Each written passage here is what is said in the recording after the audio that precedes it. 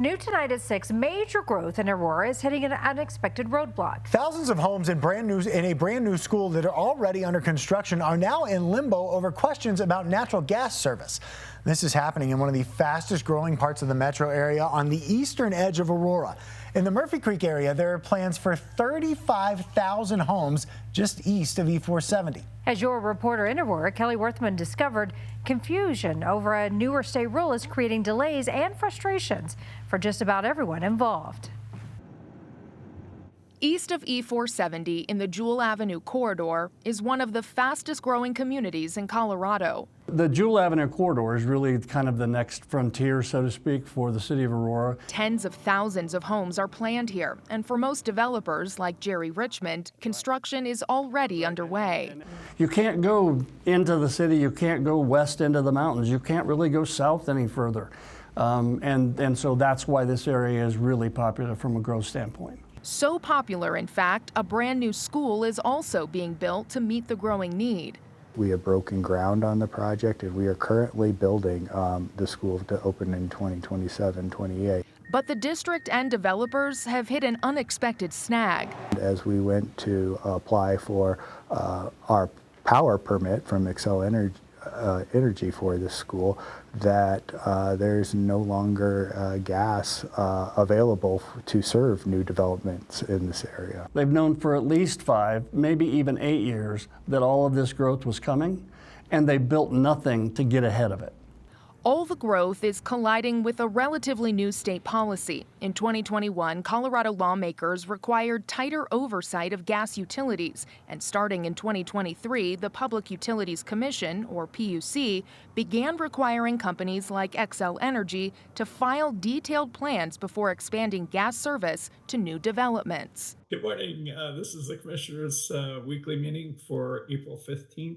And when the PUC reviewed Xcel's Natural Gas Infrastructure Plan, or GIP, for this area last month, I would decline to approve the plan.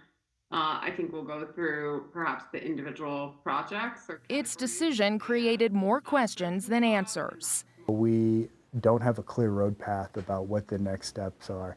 Developers and the district interpreted the vote as a denial of the expansion. Xcel Energy, in a statement to CBS Colorado, says it too believes the GIP was denied, but is waiting on a written decision. Adding to the confusion, Richmond says Xcel Energy sent will serve letters to some developers years ago, before the PUC's new rules, saying they would provide service. If you do these things, like pay your fee for the design fee, then we will serve you. So that, in effect, is the green light to move forward? Yes. Yeah, that's what we relied on as developers. Despite attempts to get clarity from both Xcel Energy and the PUC, it wasn't until we started asking questions that the PUC responded to Aurora Public Schools. Yeah. What's your biggest frustration right now, Josh?